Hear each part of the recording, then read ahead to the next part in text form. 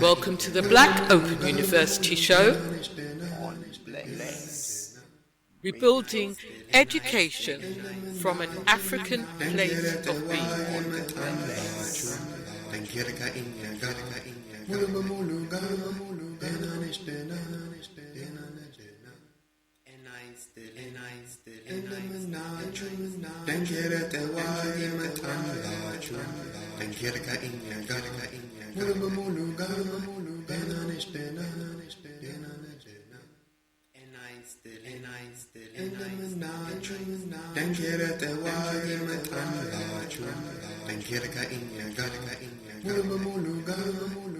Welcome to the Black Open University show.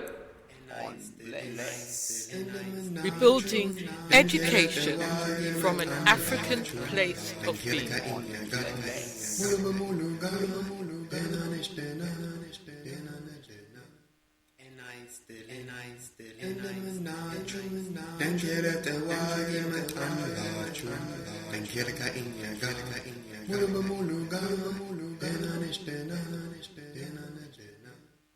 Build deep and complete. Do you know of the water of life? What's the big idea? What's the big idea? Original again, start from the heart. Not too deep. I see, I feel. Mathematics, matrix, institutes, patterns. 1, 2, 3, you learn classic. Welcome to the Black Open University show. Rebuilding education from an African place of being.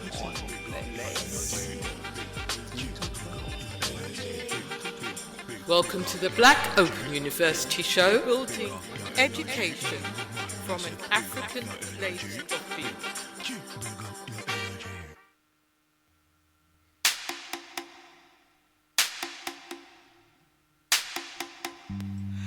Dip down, dip and down, dip and down. We're in there. Dip down, dip and down, dip and down. We're in there.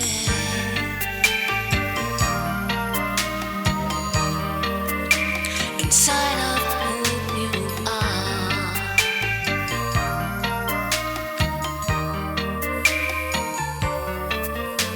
Inside of who you are. Time has its own way to be. Gracious behavior is the savior. It seems to be inside of who you are. The sky is like a storybook with sand in your eyes. See the light, come and see sunrise inside of who you are.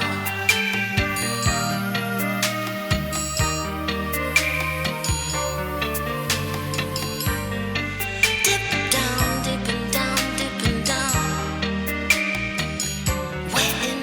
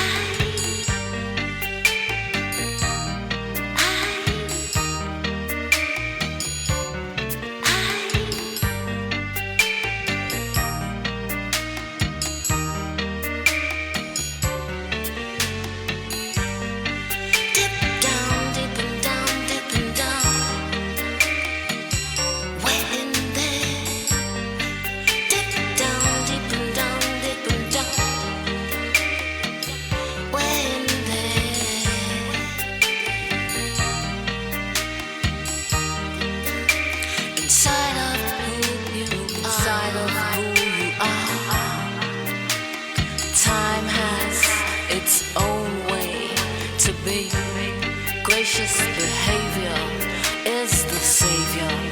It seems to be inside of who you are.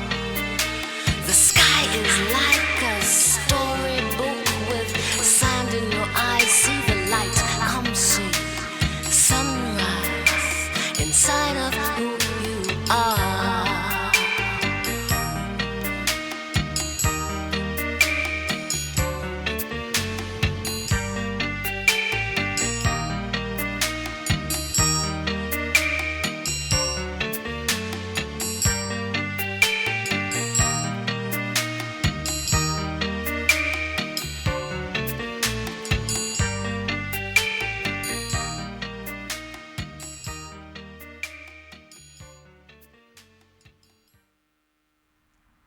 Welcome to the Black Open University show on Bless.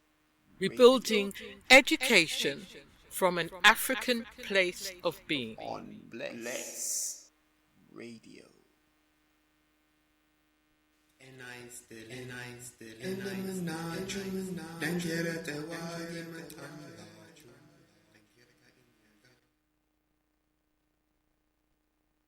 Welcome. Hashima, respectful greetings to all ones. This is Astamari Bartekun from Black Open University. It's a pleasure to be here in the Bless Studios. We give thanks, as we must do, to those who came before. Very, very tangibly, the mighty one, Omawale, with the powerful Pan-African reasoning. Previous host, fantastic. We give thanks to all the Bless studio members, management, engineers, DJs, community, everyone. We give thanks. But let me give our new tradition for you. Maybe it's new to hear the Salamta. We give our special greeting, Yatawagi Salamta, the warrior greeting. Exira Yimasagan Hashima Tawagi Asab. Create to be praised, respect the warrior idea. We have a fantastic show this evening, this night. And I'm giving thanks to you all for your feed forward. I'm receiving a lot of commentary about the show, getting the impression that ones are enjoying it, finding it edifying, endarkening, enriching in many ways. So we give thanks for that. I will keep going with the introduction of how we do what we're doing, because it's a different format. It's a different kind of show. So I should have to explain just a little bit about how it goes, the format of the show, and what we're going to achieve with these powerful formats.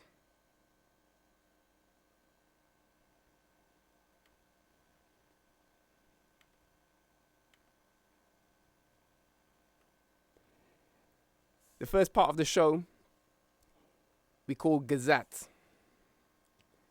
Gazat means province. Province is about space. It's about space, environment, personal space, family space, community space, nation space, all kinds of space. We're going to be doing things that you would typically call astronomy, studying the environment beyond the planets to give us a better sense of the space that we are in. It's good to take ourselves outside of the very obvious into things that are a little harder to perceive. So we'll be exploring that under that part of the show. It's called Gazat. The next part of the show is called Zenagize. Zenagize is about news. We'll be giving news, sharing the news in education. The organization is Black Open University, and this is part of Abundant Centres UK Development Trust. We're a learner cooperative based at the Chestnut Community Centre in Tottenham. We'll be dealing with news, both locally here in the UK, but more often global news affecting Pan-Africa. And this week, the news spreads into our special feature towards the end. We'll be talking about e-learning e-learning from an African point of view. There's been a conference in Nairobi recently, and we'll be getting some feedback from that. And I trust you'll find it very interesting for this.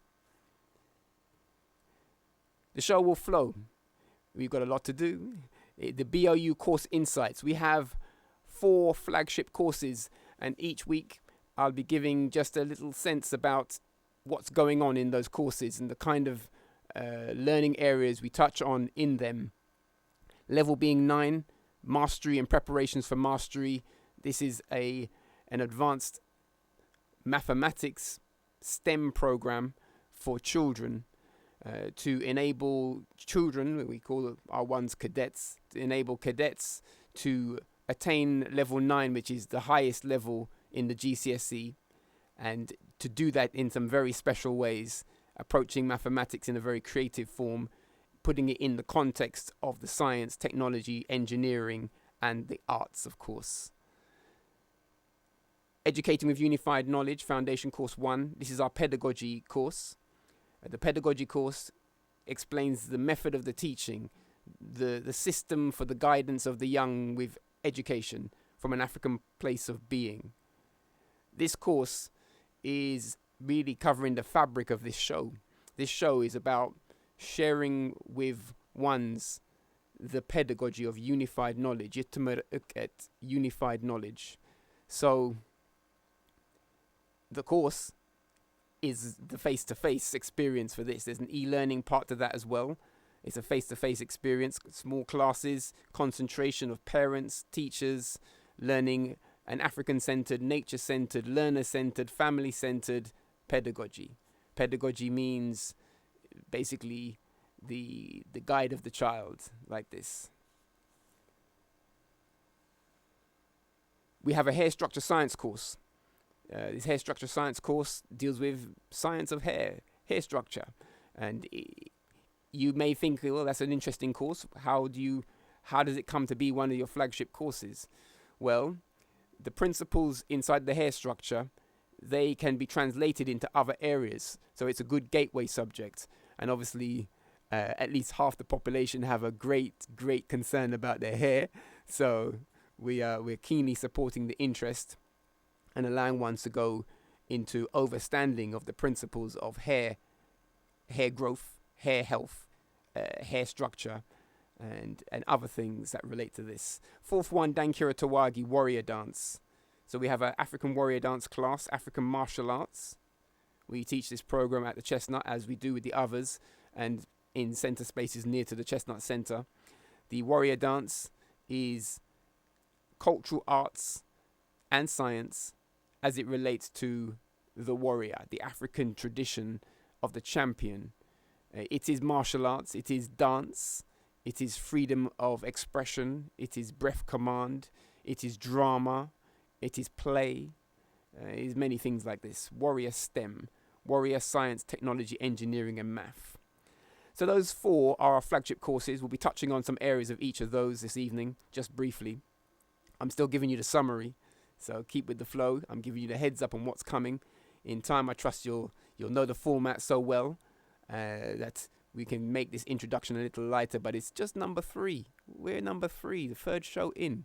So, yes, I'll just give you the summary as it goes like this.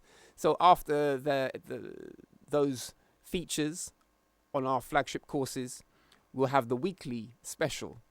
And the weekly special this week is a continuation from the news, which is relating to e-learning. And we'll be exploring more commentary around this and a thing called MOOCs, which is mass online open courses. Large-scale courses designed to take thousands of people in a learnership on a journey of learning. And the impact of these kind of courses and approaches to learning upon Africa, they're growing and the model is being adopted. So we're going to review a conference that was in Nairobi recently, and you'll be able to hear from some sisters that attended the conference. They'll give feedback and I'll give some commentary on the commentary. Yes, so there's that. Very interesting. I think by now you must be seeing that this is a seriously seriously educational, educationist show. So it's strictly for the ones serious about education, about developing education, building schools, building learner cooperative, building family on high principled education. Those ones for this interest, that's what it's about. Those ones internationally, globally, with responsibility for areas of learning, like provinces of schools, communities that need educational development from an African place of being. Well, I would urge you to not slip into the standard system and think that the model that everyone uses in Europe is suitable for Africa and the Caribbean and other parts of the world where African people be. It's not the case. We need our own pedagogy. And so I trust that through the show, you'll get to know about unified knowledge. This show is going to require you to do some work.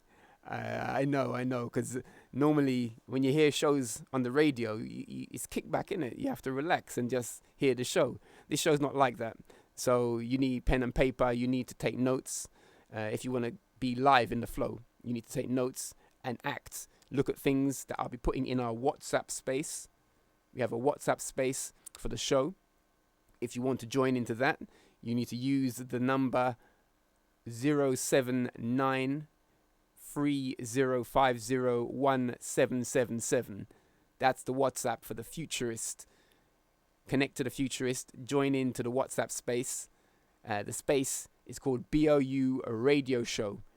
And if you go to our website, which is abundancecenters.org/social media, then you'll find show notes for this show, and you'll find at the top a link to the WhatsApp. If you click that, that's the invite link straight into the forum. People in the forum will receive postings of images and things I'm going to speak about as we do it. So if you're ready for that kind of movement, then jump in and let's do it. That is the cutting point, the cutting edge, the growth points in this journey. I was journeying here today, thinking about the show and realizing that this place, as I sit with these screens and controls, it's like a spaceship. It's like a spaceship. We're going to travel through all kinds of space and terrain. And my task is to make things that would normally be a bit hard to handle just slide into the consciousness in a pleasant way, or in a way that sits in a space that you can digest in some days to come in a better way. Either way, it's enhanced learning. So let's keep flowing. Let's keep going. I would like to get to the fifth part of the show, Sababu Gize. Sababu Gize's reasoning. We have a format for that part though. 5 minutes commentary on anything that you've heard in the show. So the studio number in regard to that is 079 444 31366. But that part comes later on in the show. And so for now, your best point of reference to get into the WhatsApp space is 079 30501777. Or, if for your ease, go to abundancecenter.org/social media and click the link that says WhatsApp. And also look at the show notes. Everything I'm going to speak about, the images, the articles, related links, it's all there already. I've prepared for you. Okay. We're flowing. So, straight to that part of the show that we call Gazette. And if one will do me the pleasure of just a moment. We're coming into that part of Gazette. The first part of this is to do with the moon. The moon. For the first 2 weeks, I've been giving just a snapshot review of what's happening with the moon. Chiraka, the moon. Many, you will hear, by the way, that I'm using some other words other than English. The show will be populated with keywords which are mostly Amerindia, from the Ethiopian language known as Amharic or Amerindia. And we use this language as a keyword language of instruction. It's part of our language system, which is called Unified Knowledge Language. The language of unified knowledge, which is broad ranging. And we'll explain a bit about that maybe a bit later. But Unified Knowledge Language means opening up the ability to communicate with African script, communicate with African words, those are basic, but also to communicate with sign language from an African place of being, non-verbal communication, opening up faculties mostly untouched in this space and time by most ones, but also learning to communicate clearly through music, through drum, clear language through drum. And so our unified knowledge language is a very wholesome form, and the Amerindia is an essential part of that. So I will be using some Amerindia words, and the best way to get to know all of that is to go to our WhatsApp space, where anyone who joins in there will receive the full code book for the show. We have a code book. It's actually our pedagogy guide, but it decodes what the pedagogy is about. And so as I speak these things, which for many will be new, as I speak them, if you have read the guide, they will be clearer. And so it will flow easier for you. So I highly recommend that. We're keeping it in a way. The guide is a very, very precious resource. And so we're keeping it in the flow of those who really desire it, or those who need it and know they need it, or those who are curious enough to enter the ship and travel with us on this journey. So the moon, Chireka, it is in the phase that is typically called the waning gibbous. That means it's quite well illuminated beyond half of its illuminated potential. Obviously the moon is illuminated by light from the sun, and at this point in time it is about 79% illuminated. You will note that today is a bit cloudy, so you probably won't have seen much of the moon or the stars this evening, but they are devout, so we can still respect their nature and the patterns that they are expressing. So waning means that it's reducing. The illumination is reducing. That means that we're heading towards the new moon. The reason why I mention this thing is because it's very important to have a practical sense about why the moon appears to be becoming illuminated to full and then declining in light to new and in background to full again. It's important because in doing it, one can start to perceive beyond the earth, a dynamic beyond the earth.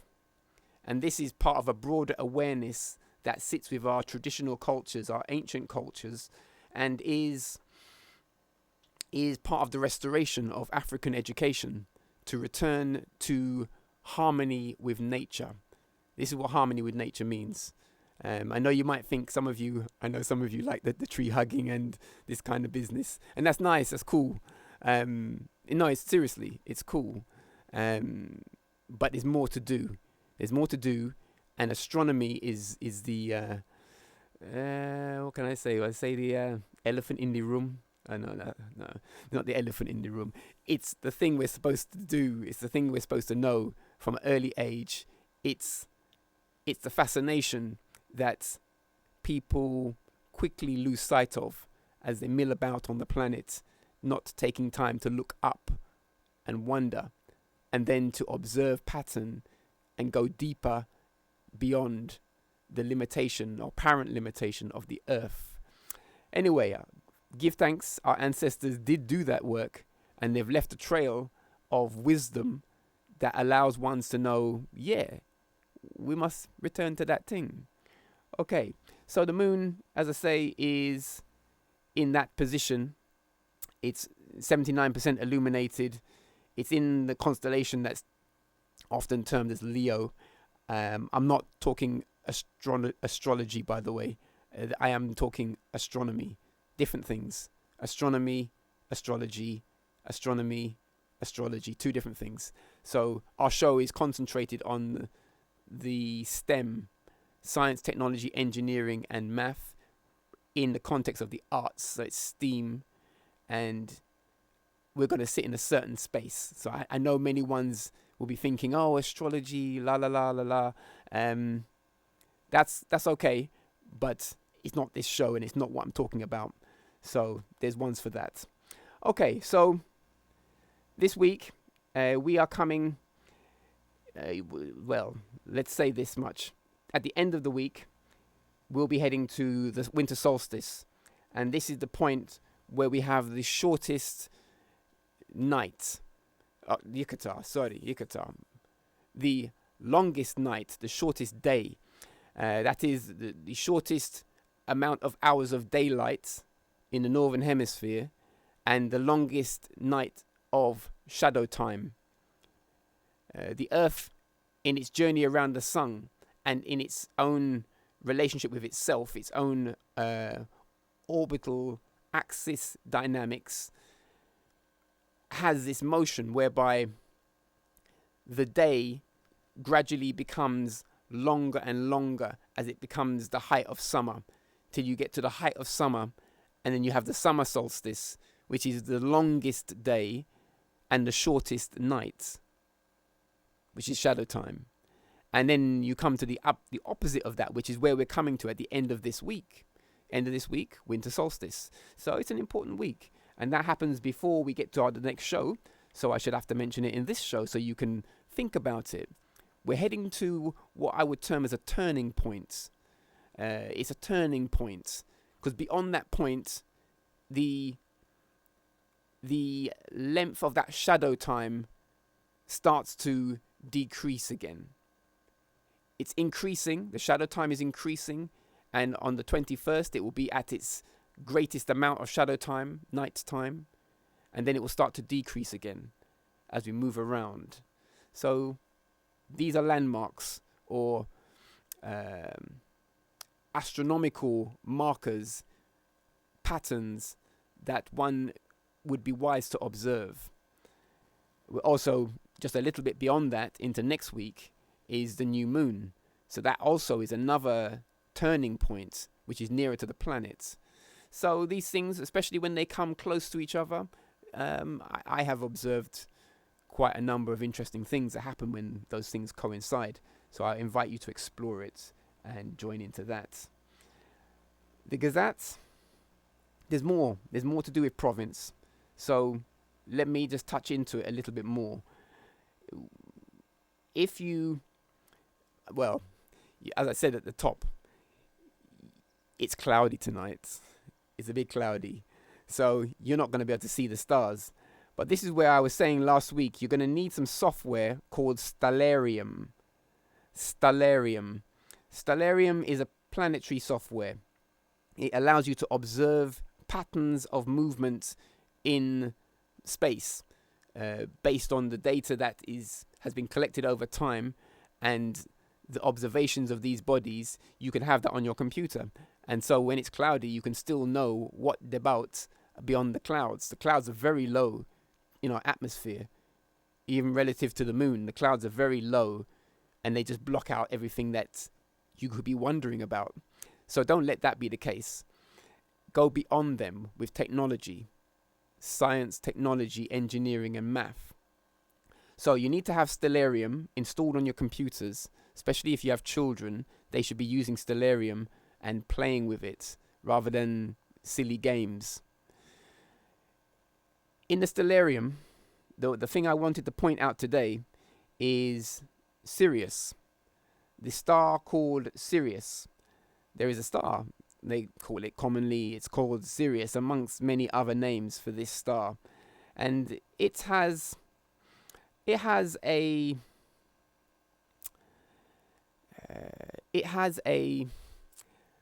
very powerful history. in terms of how it's been respected by human beings, the way that humans have come to venerate this star, and it's found itself, it seems, into near enough every kind of religious and spiritual system. It's found a place to be important. It is the brightest star in the evening at this time of the year, so it makes it to be a good landmark in the sky for other things. You will find it pointing a little bit away from what they call Orion's belt. So Orion is another constellation, and so I would invite you to try to locate it. So I've given a couple of examples of how Orion, that constellation, is a popular one. So if you find that, then Sirius is not too far to the left of that. Now, let me be a bit more accurate about the finding of things. You will need a compass. I know I'm giving you homework. You didn't expect that for the show, but it's like that. The show's like this. So you'll need a compass. You need to know where south is.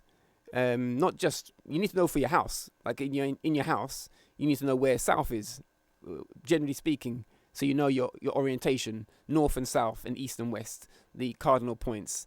Compass will let you do that. It's probably on your phone. You can probably get the compass on your phone. So, and if you don't have it, you can probably download something that will give you the compass on your phone. So it's in your hand. When you have the compass, you have to locate south. And if you locate south now, and then you look 68 degrees to the left and 41 degrees up off the horizon, you'll be seeing Sirius. You're thinking that what's he talking about, degrees this way and degrees that way? Yeah, we need to become better orientated in space and time, and that means using measures like angle to have a bearing on things, to locate objects more precisely. So let me help with this, because we have in our class, our warrior dance class, we have ways to teach about angle and space in dance. See, that's a good way to learn about this, to learn about spatial awareness on a personal level, and then broaden it out to a planetary level. Yeah. So what I would invite you to do is to perfect making a 90-degree angle with your arms. So, for example, if you're pointing your right hand straight forward and you're pointing your left hand straight out to the side, then you should be making a 90-degree angle. Right. So then if you've got that 90-degree angle, then half of it is 45. And if you can get 45, then the space between the 45 degrees, which is 45 degrees, if you could split that into 3 parts, you've got 15 degrees in each part. And this is a way to start to feel out a measurement. So when I said 41 degrees above the horizon, all you needed to do was get to 45 degrees and just nudge it down a touch. It's not so difficult. It's not so difficult. When I said 68 degrees to the left, then really, if you've got the 90 degrees clear and you divide the 90 into 3 parts, 30, 30, 30, then 2 of the 30s is 60 degrees, you've got a rough idea.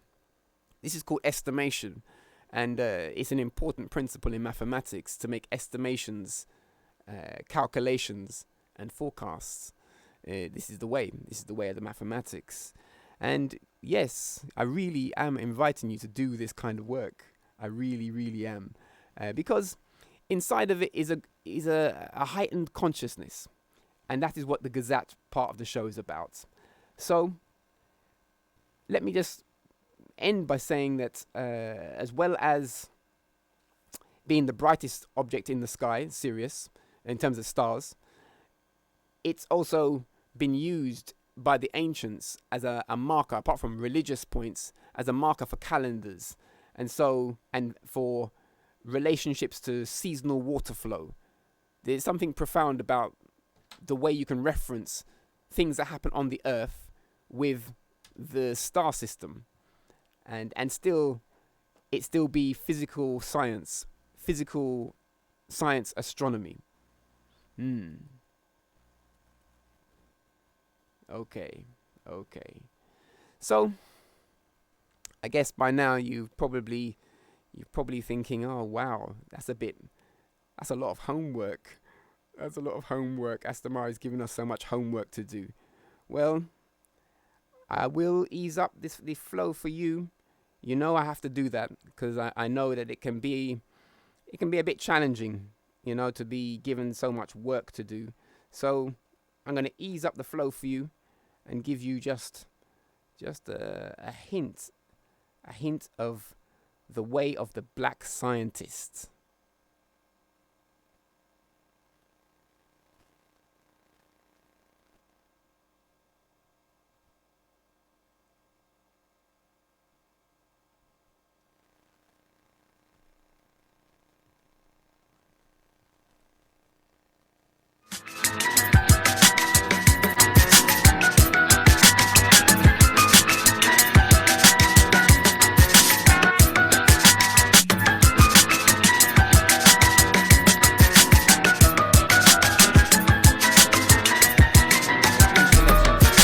Humanity's endeavors on this planet are a unique occurrence that depended on blending language and techniques. We thought the elements of our intelligence and physics and made inventions, the evidence is antiques. We're living in a world that's built by many nations. Who can measure the human mind?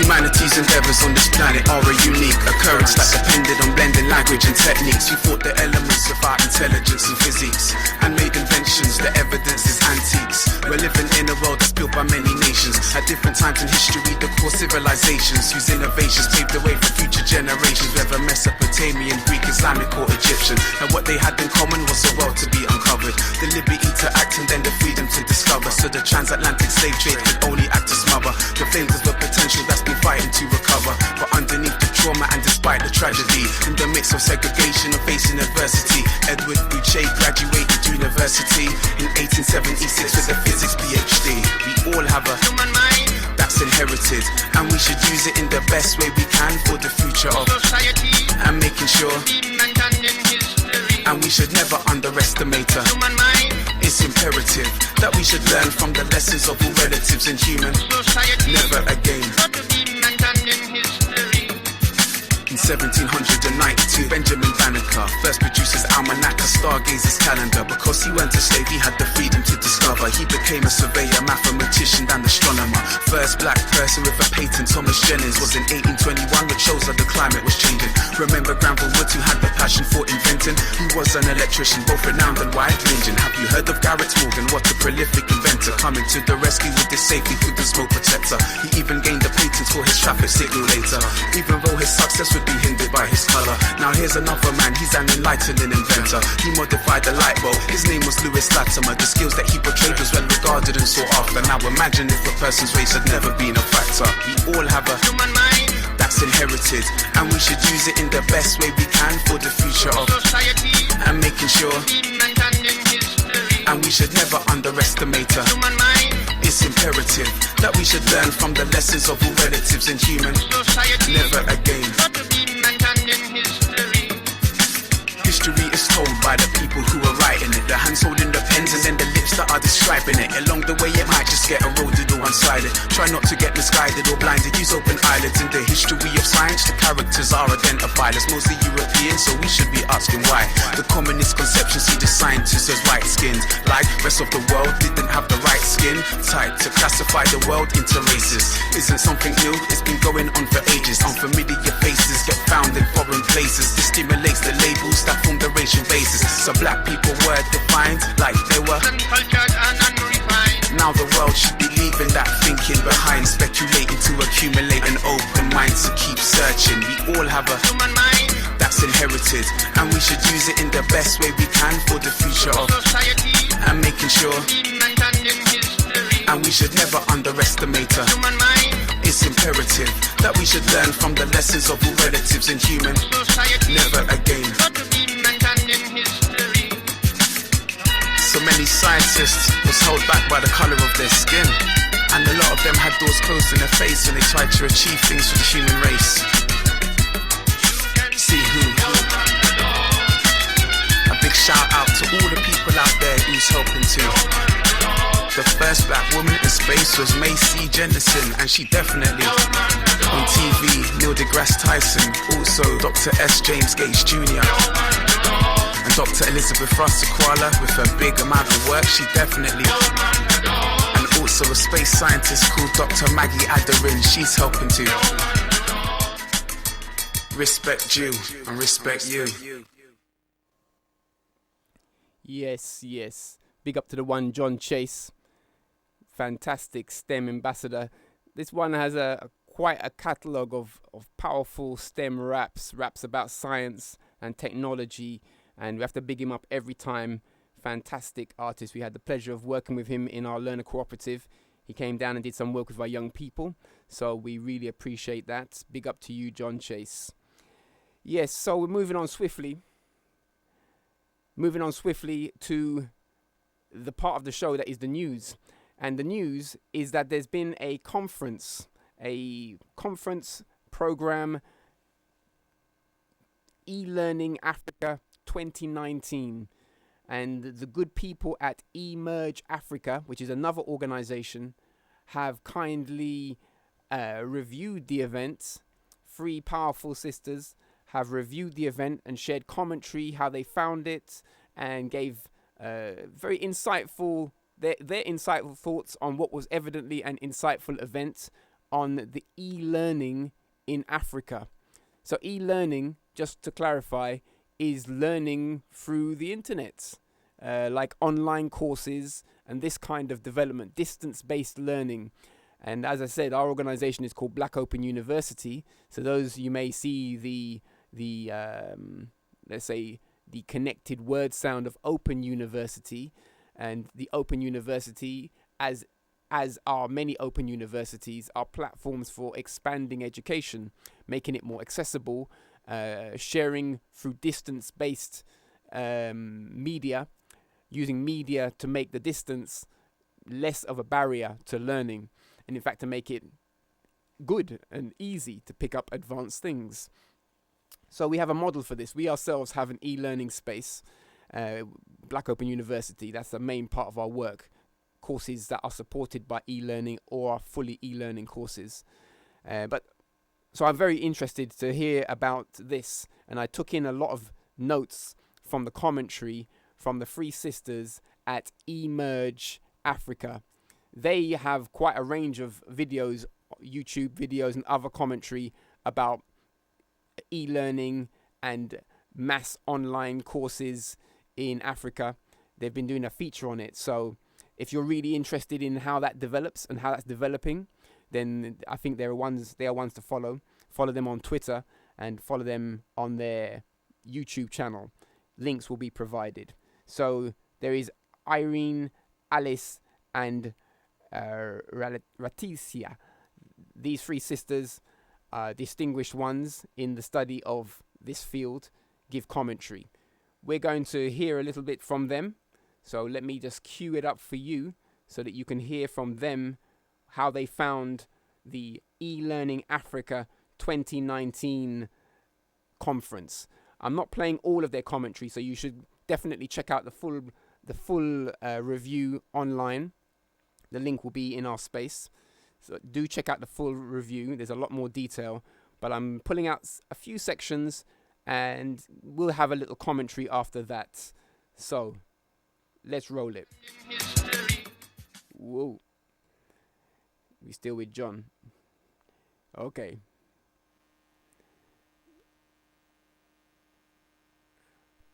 Build deep and complete. Do you know of the water of life? What's the big idea? What's the big idea? Original again, start from the heart. Not art, true indeed. I see, I fit. Mathematics, matrix, English, shapes, patterns. 1, 2, 3, you learn at 3. Classic. Welcome to the Black Open University Show. Rebuilding education from an African place of being.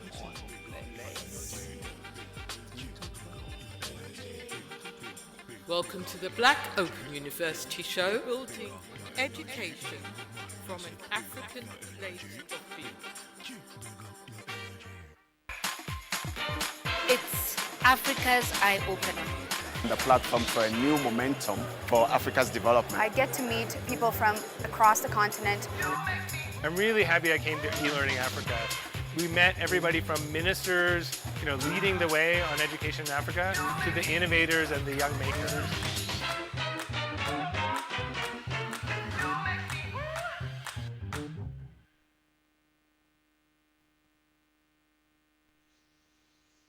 Irene and Ralitza, would you like to talk about the virtual learning experiences? Thank you, Alice. I wanted to speak about the moving from centralized to decentralized to distributed. That was something that came up a lot in the several sessions that I attended. And the workshop that I attended, it was a pre-conference event. The conference I attended was addressing was talking about how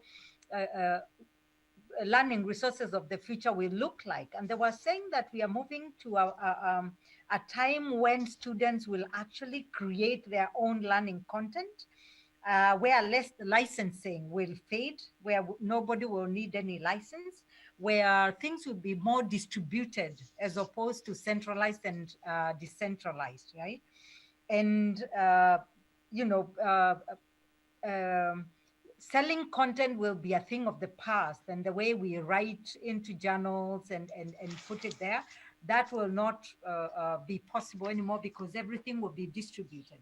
So the way they were saying the distribution is everybody who touches a document will be able to share it because they will not need any license. They will not need it. Then it comes back to where people will not worry so much about plagiarism anymore, as far as people understand that you need to say where you got your information from. So it was quite interesting to actually sit in a session or in several sessions where they were talking about the distribution of information for the future.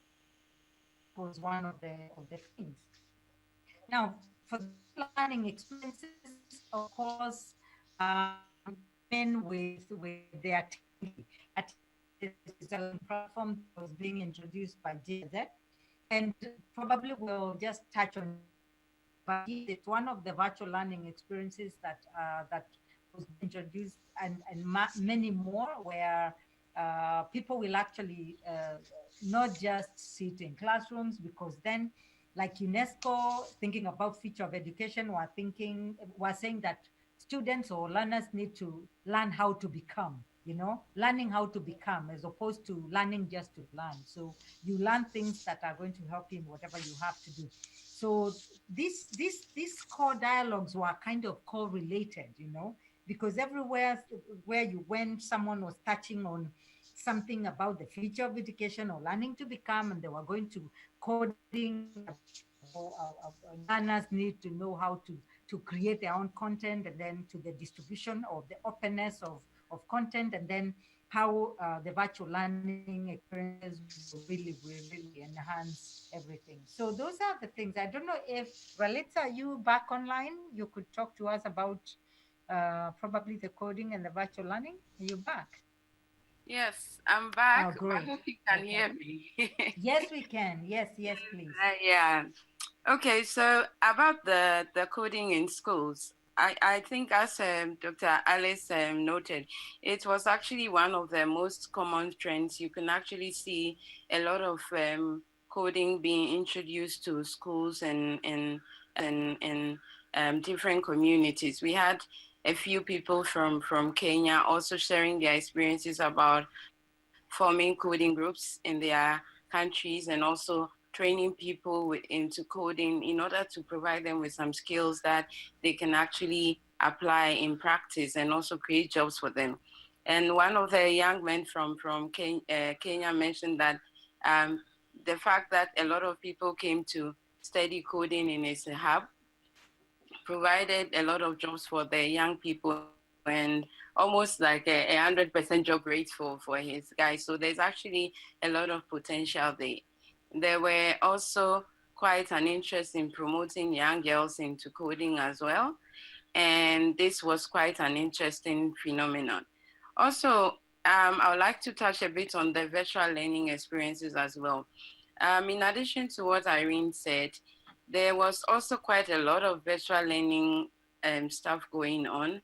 A lot of people were trying to introduce that in their school, but yet, of course, the challenges with providing facilities and making sure there is adequate connectivity and all that was quite still there, present in most African communities. So it was evident that most of them were trying to overcome it by providing centers where people can join some of these learning programs online so that they can all study. So there was quite a classic case where you even have a lot of adult learners who are able to study and also get their degree simply because now it's a virtual learning environment and they don't have to feel stigmatized by going into the formal class where they feel that they are in the class with their people of their own kids' age. So that was one of the key things that were standing out. And of course, there were a lot of people from both different countries in different languages, including Arabic-speaking countries, that spoke about their introduction to virtual learning experiences. So that is basically one from that. And then moving from centralized to decentralized to distributed, it was also highlighted that the issue about creating more open licenses so that more people will access, just like Irene said, we are going more and more into sharing economies and distributed economies. And also we are also in the knowledge economy. So in that sense, the more we share, the more we learn, and then the more we can actually develop and people can actually learn stuff that they can actually practicalize and help them to do something. So it's no longer too much of a theory base. So that's basically that. I hope that I'm still online. Yes, you are. Okay. You are. All right. So and that's it for that. So maybe if you would like to move to the next slide, or if there's anything else, you'd like to add on this. As we move to the next slide, there was something else about infrastructure that was missing. And I see Jerome has asked that question about the involvement or the the participation of governments in some of these things, because of people who have raised the idea or the issue of where the Kenyan government says that they were going to give computers to all kids joining primary education or primary schools. And there were so many things that were never thought through. So everybody who was standing and commenting was saying, this is the same thing that is going on. They talk about, oh, we are going to advance, we are going to do this, we are going to do big things, but they forget about the simple infrastructure, the simple that need to be in place for this to happen. So we have more dialogues. Do you want to go on, Ralitza, please? Okay. All right. So I think that in terms of empowering education through continuous professional development, there were one of them were through the workshops and the preliminary workshop that was organized to give people the opportunity to learn more about these things. And as part of the continuous professional development, there were a lot of German companies, for example, the DEFCO Academy actually, which is part of the European Union, are actually providing open source education for people to learn more and also enhance their professional skills and learn also more about their e-learning capabilities. And of course, under that, we also took the opportunity to speak a little bit about our focus so that people can actually see more the other opportunities that are there for them. We also came into contact with another English company who also only do not offer continuous professional development just in the e-learning space, but they provide a platform for all other spaces. We can make the links available for everyone to access after the meeting in the area of health and anything that you can think of. So they've created a system where people can join and also access learning to be able to improve their skills. And of course, the open universities and how they are transforming Africa education, it's also cut across all the distant learning and all the opportunities that were there. But it was evident that in some instances, there were a few product-based solutions rather than a more open source solutions to sort of address the ever challenges confronting education in Africa. So when we were looking at how we will redefine this teaching and learning in universities, we were also looking at how some of these opportunities that were there could be more made open source for more people to access. So these were some of the dialogues that went on. And of course, it was also quite difficult to look at how some of these silos could be broken, but it was clear that there should sort of be some kind of freemium opportunities for some of the open, what we call it, solutions that has been provided to make it more open so that people can access for a period before it becomes more, I mean, you need to pay before you access it, you know, but they were quite brilliant solutions which could actually address some of the African problems. So we had very informal interactions with them and dialogues, and people could actually attest to that. And in some instances, you can tell that some people who brought in their products were quite unsure of the African terrain and we're now getting a bit more familiar with it, and the expectations had to be minimized a bit and readjust some of the solutions that were being brought on the market. So these were a few things that came up, but it was quite good solutions. But of course, we hope that in the future we will have more open solutions that people can use, and then we'll see how the what we call it, the payments part can be looked at in future. So basically, these were some of the dialogues in all these areas that we saw going on in the conference, from discussion to even the exhibitions and everything that we saw. So thanks very much, Irene. Would you like to move to the next slide? And that's okay. I was wondering if Alice has something to add, especially on the open universities transforming Africa. Something to say about that as we move to the next slide, please. No, all I feel is that the open universities are becoming kind of a more acceptable concept or idea.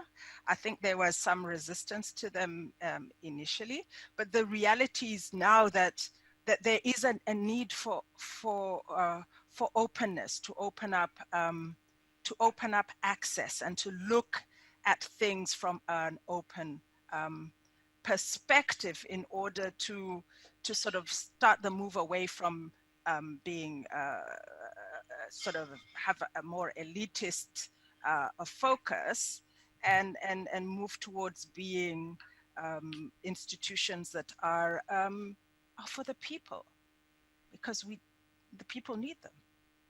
Literally, that's it. Build deep. Yes, build deep, build deep. So we have to big up again the team at Emerge Africa, which is a separate organization reviewing e-learning and education in Africa, who attended the e-learning Africa 2019 conference and giving feedback on it. We much appreciate that.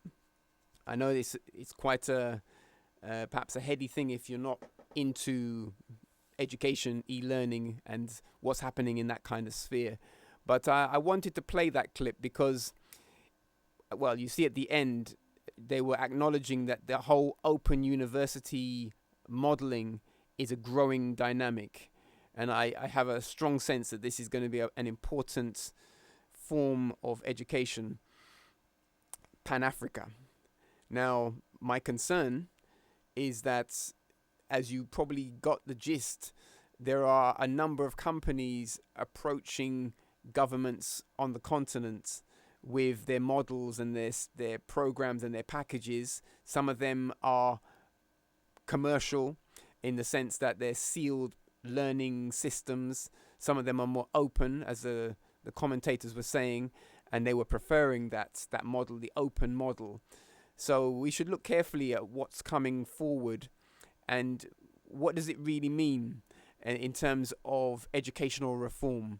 Our organization is leading in educational reform because we're leading with a well-defined pedagogy.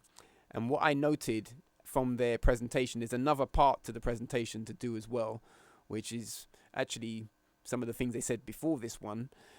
But what I noted is that there's an absence of African-centered pedagogy being spoken about in regard to these open online courses, mass open online courses.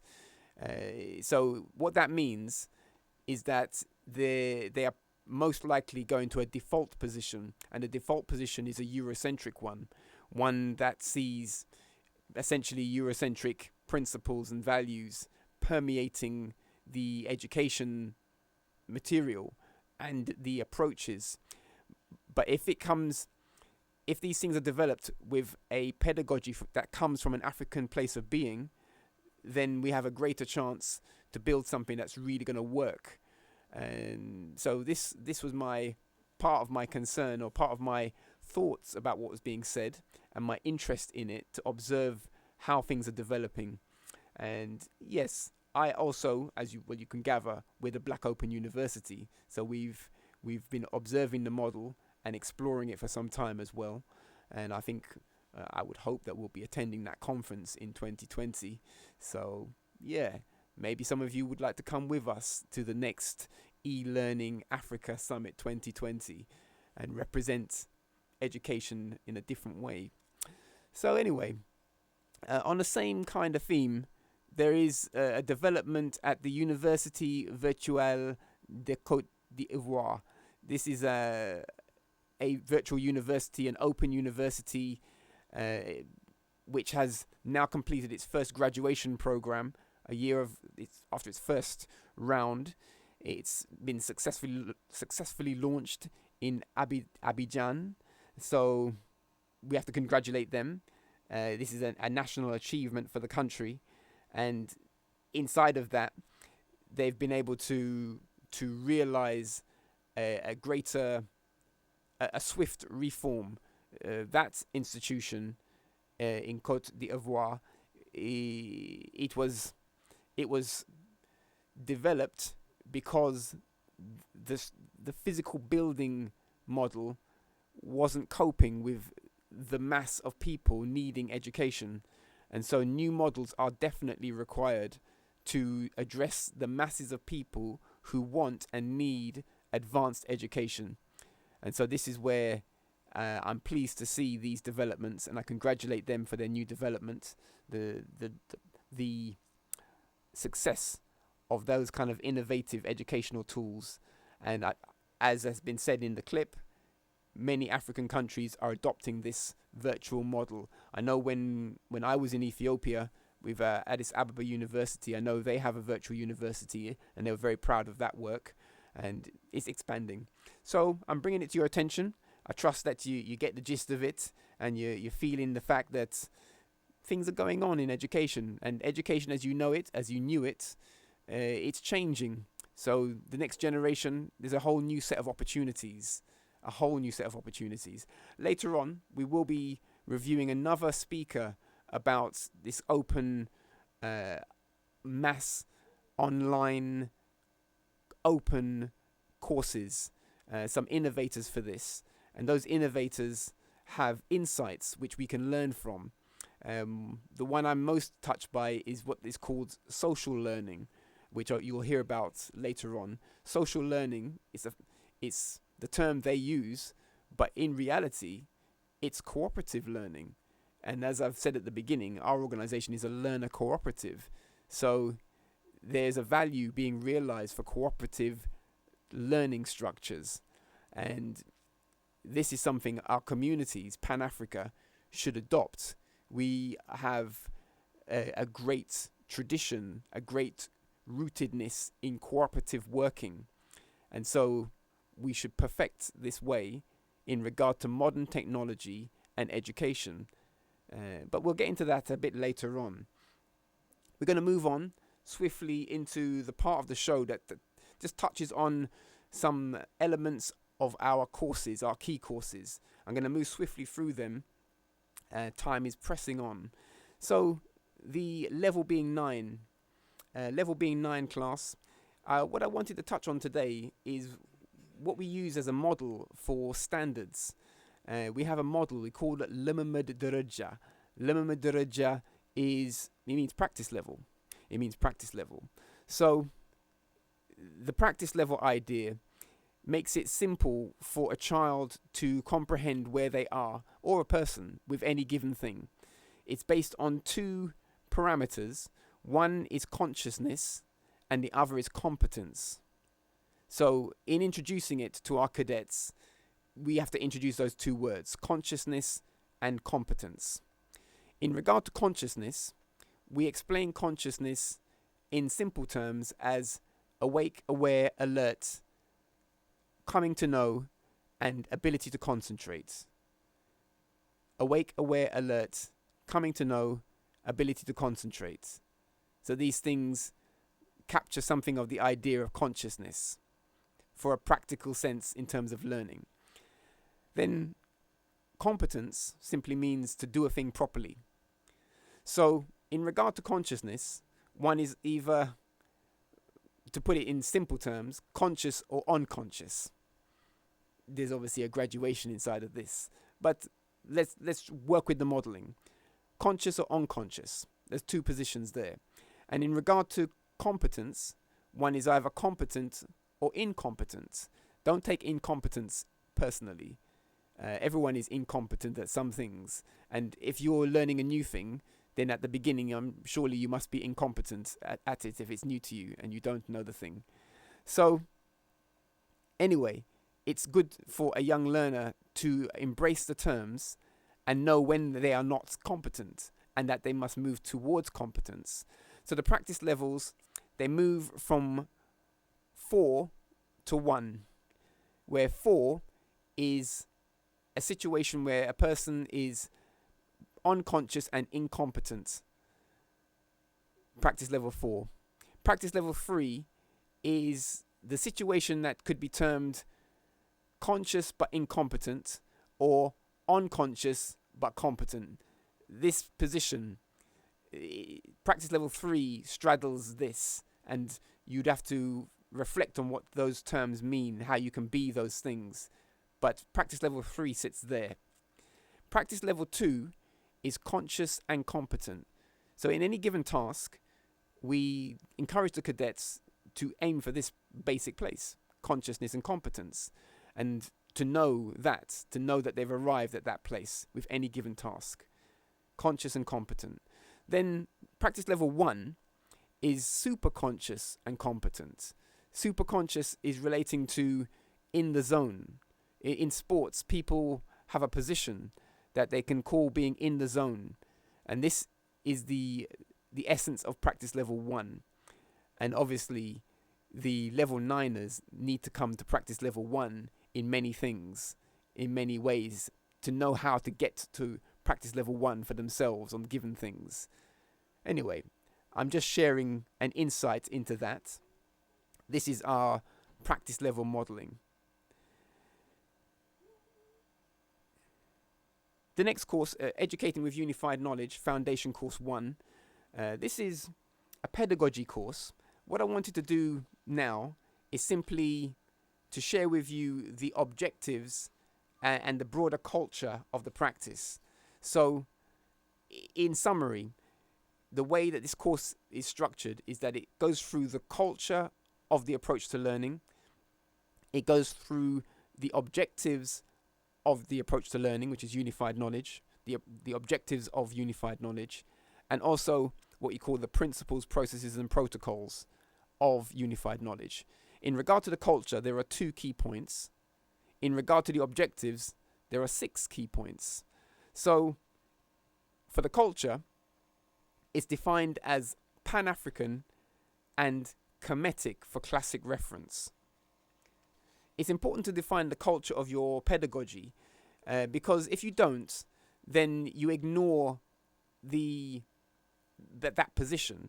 And as I was saying regarding those mass online open courses, it seems that there are companies bringing courses and programs and systems into the continental space, African continental space, and the persons who are being presented to, maybe African leaders, ministers, regional leaders for education, individual schools, such things like this, may not be considering as carefully as we must the culture of the system that's being brought, the culture of the pedagogy that those kind of models can bring forward. So we define the culture in our system as Pan-African and Kemetic for the classic reference. In terms of objectives in our modeling, first of all, I should say that these are headline objectives, because we have some deep modeling for what an objective is. Around the line of what we call SMART objectives, specific, measurable, realistic, agreed, and timed, but using an African modeling called Go Alumsal Alama, which goes into more detail, involving symbol, involving a clarity of agreements in an objective, involving a better sense of the time cycles involved in it, involving a more essential value of the truth behind a learning objective. So we have our own modeling called Go Alumsal Alama, which is detailed into setting and achieving learning objectives. Everyone should have learning objectives. And if we, as a community, spend time to learn to define the learning objectives well and learn to manage them well, we'll be better off. But in the broad sense, there are 6 primary objectives for unified knowledge, the unified knowledge approach to education, which is also known as Yutmut. The first one is peace, the development of peace. This is an objective of the practice, an objective of using the learning. Peace is a baseline for all other developments. And it may sound something like just a kind of given, but it's not a given. It's not a given. Most people would like a better sense of peace. And it's something to study. It's something to defend.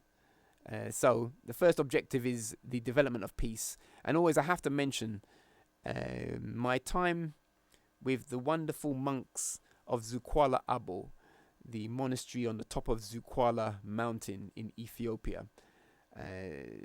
The Ge'ez teacher, the ancient language teachers there, shared with I that the ancient word for peace is the same as the ancient word for love, fikr. So peace and love. When you say peace and love, in the old sense, it's really one thing. It's blended, and you may have thought that before, but to me it's interesting to hear it, how it meets in classic language in Ge'ez. So fikr is the word for love, peace. Ge'ez, ancient language. Second primary objective: development of the mind's core. Development of the mind's core is about, well, defining the mind's core first of all. So we define it in terms of consciousness, in terms of will, communication, and creativity.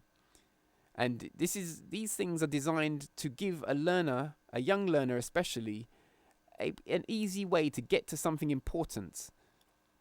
The mind's core: consciousness, will, communication, and creativity. And so the objective of unified knowledge is to develop the mind's core. Third primary objective: principled living. Principled living connects to a word that we use called ma'at. Ma'at is a Kemetic term meaning truth, justice, order, and right. So again, you see, I'm using ma'at because it's a classic reference, and this is why the culture already affirmed that we value the classic reference. By the way, using that kind of language is no different from the way that Latin is used for Europe. And so everyone doing studies in any European country is doing a study that is inevitably connected to Latin and Greek and to classic references inside of those ancient languages. So there's a value for that, but there's also a value for African people to identify classic African language and classic African principles to follow and to absorb and to overstand, or to come to overstanding with. Fourth one, productive capacity, the ability to produce, the capacity to make. Fifth one, humanity, well, before we get to humanity overstood, fifth one, healthful space. Healthful space is the development of space that generates, preserves, establishes, maintains health. Healthful space. And there's many subtleties to what that means. Sixth one, humanity overstood. And humanity overstood, there's several ways to work with that. The first and primary way is that cadets and young people and people should have a clarity about the difference between human beings and animals, and why humans, although having an animalistic potential and baseline, have qualities that transcend other creatures that we know about, that we come into contact with on a daily basis on the planet. So there's something special for humans in many ways. And although it's common to speak in common modern science, it's common to give the impression that animals and humans are basically the same thing. In our pedagogy and with our traditions, we don't see it that way, and we have evidence for this. So these are the objectives, primary objectives. Okay, so moving on. Time is moving swiftly. I'm going to flow with it. We have moving on from the education pedagogy to the Dankira Tawagi. I'm going to jump over the hair structure science because the last show we went into depth on that groundbreaking news about how the hair dye was causing breast cancer in black women in a disproportionate way to other people. So we did a lot of work for that, and therefore I'm going to not cover that course this week with news, but I will go to the Dankira Tawagi. In the Dankira Tawagi, there are many elements to it. It's African martial arts, it's expression, it's drama, it's fun, and inside of it there are many things to pursue in terms of developing oneself. An important one that is missed by many people is the study of fear. The study of fear, overcoming fear. Overcoming fear. What is fear? We have an utterance for this. Farhat Amro Gudaino. Fear is the mind killer. So it's a poetry we study the poetry. The poetry speaks about what one does when fear comes about, and how the illusionary ways it can appear to come to persons under different guises of boastfulness or timidity or panic breathing, or all different ways that people express their fear. But these things have to be studied, and techniques should be learnt to overcome them swiftly. So we have a little story for you, and this story, it's also about fear. It was done in 2003, so it's quite a long time ago this story was told, but it's called We Are the Mice, and yeah, I trust you'll enjoy it. I'm going to go straight to it, because there's still another thing to do in our show, and time is moving swiftly on, so I trust you are fully flowing with the show. Okay.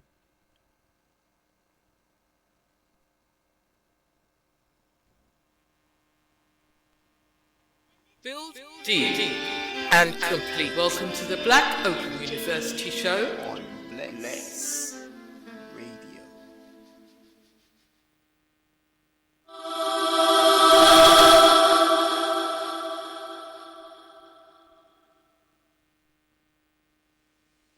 Sometimes, changing from how we've been working is challenging, even a bit frightening. Take heart. Let's rise up to the challenges and beyond the fear. Remember that fear is the mind killer. It's a kind of mental trap. Also, it's a portal to the truth. We are the mice. Once upon a time, there was a community of mice that were tormented and frustrated by the notorious cat called Ferahat.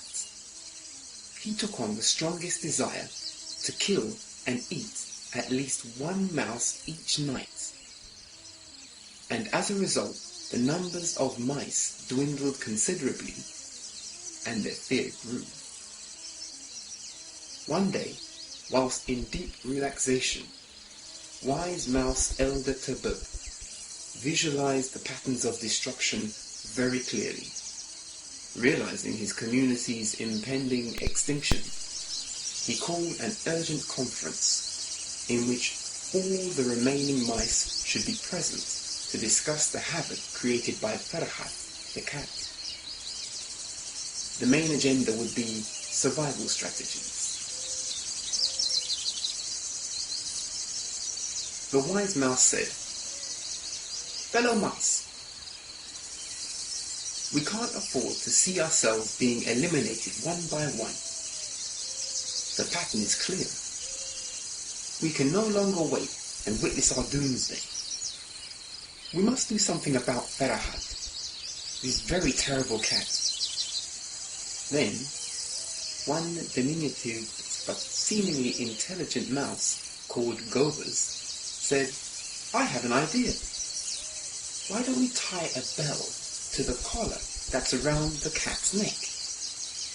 Then we can detect the coming of that powerful hunter long before he approaches any of our portals.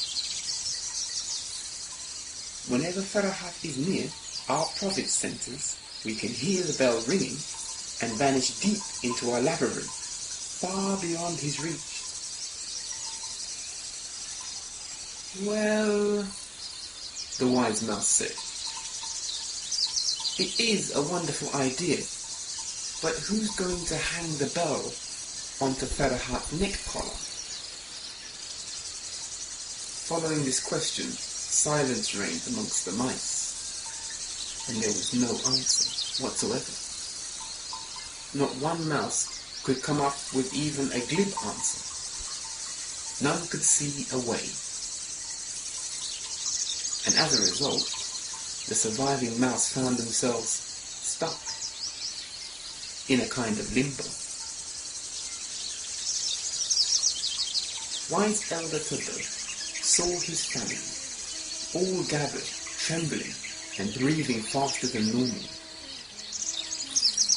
He relaxed. Moments later, it came to him. Let's think this through.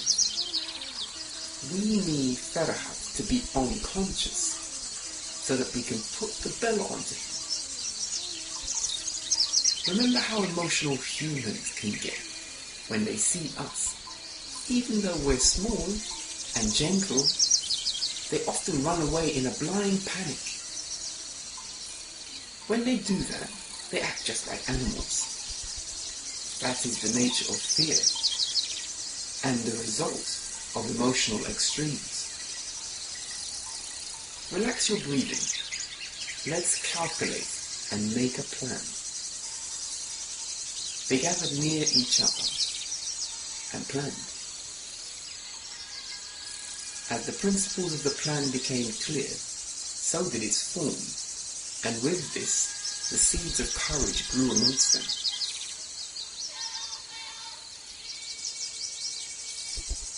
Farhat was sleeping, dreaming of catching mice. The last couple of days, he couldn't find them.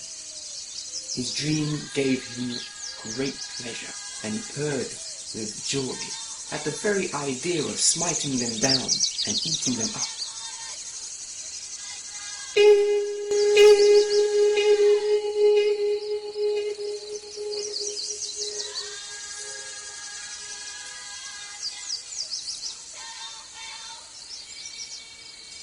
A sharp, piercing sound woke him violently. To his surprise, there were loads of mice before him, resonating that high-pitched, defiant sound.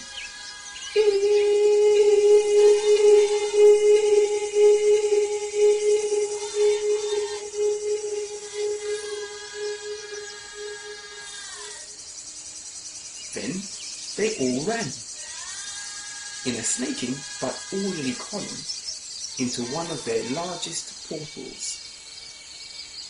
Farhat got mad and darted for the hole. How dare they tease him in such a way? Never had they stood before him like that. Farhat, the menacing cat, snarled and jammed his face into the hole with a thud, still hissing with rage.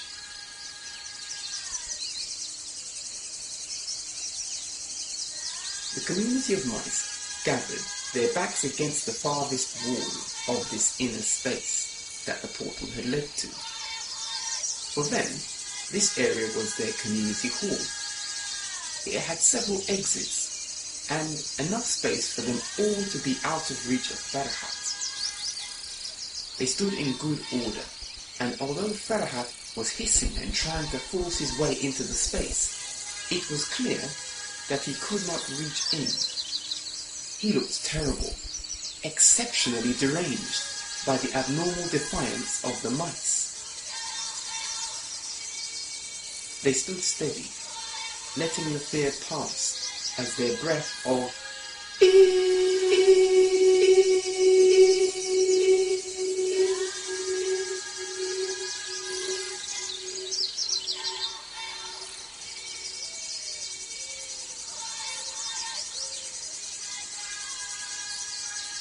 resonated powerfully in the small space. It was like a shield of protection for them, and thus their confidence grew. On the outside, a tiny mouse called Amlak, Mighty Mouse, crept up behind Farhat, who was blindly pushing and snarling his face into the hole. He came near, quite unnoticed. In his mouth was a bell with some tissue stuck into it. In a moment of perfect timing, he slipped the bell hook into the buckle of the cat's collar. Farhat didn't notice. But with his struggles to enter the hole and eat all of the mice in one go, the tissue fell out quickly. Ring-a-ding, ring, ding, ring. Disturbed by this strange sound, Farhat, the raging cat, withdrew his head out of the hole to see Amlak's tail disappearing into another portal. Inside the community hall, the mice stopped chanting and listened. Amlak soon joined them. Acknowledging his great courage for a moment, they listened quietly to what was happening outside. Farhat rolled about, trying to scratch off the bell. He was frustrated, and with all of the noise, the human girl child came in. Yene Farhat, as she liked to call the cat. What's wrong? When she saw the bell attached to the cat's collar, she wondered how it got there. It was one of her toys, and although she liked the sound it made on Farhat's collar, she preferred it as a toy. The girl took off the bell. The watcher mice, peering from a distance, alerted the community of mice. There was a collective sigh.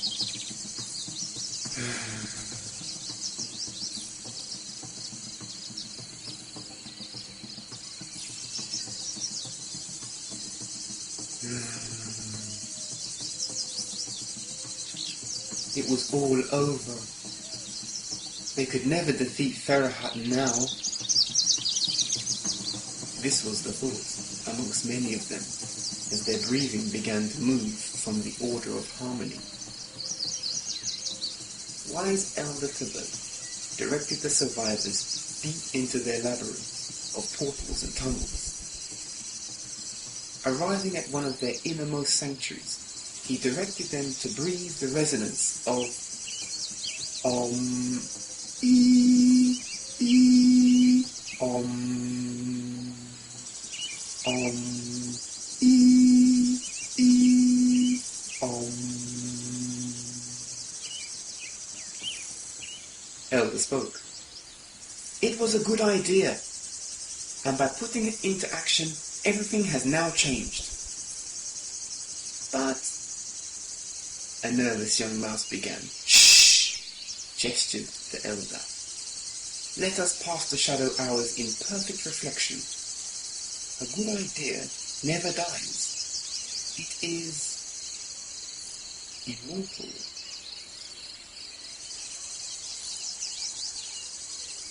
Nobody is to leave here till dawn. Don't go foraging for food. Tonight we will fast and wait for this time to pass.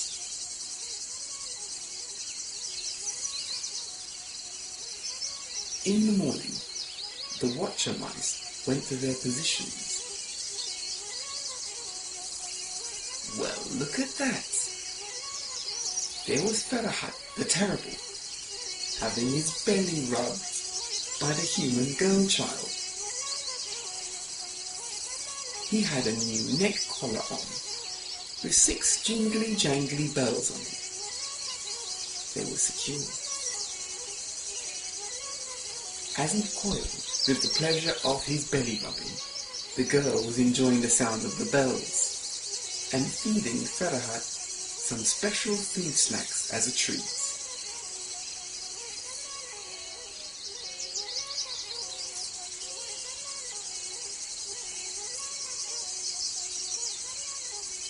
As Farhat strutted and strolled around the house, jingling and jangling, he wondered where the mice were. He could smell them, but never saw them again. Cat was clever. He knew that his new sound was exposing his presence to them. He quickly lost the power to hunt them. Anyway, it was just a game to him, and now he could play with the human's mind and have her feed him too. He went to sit by the little girl's feet.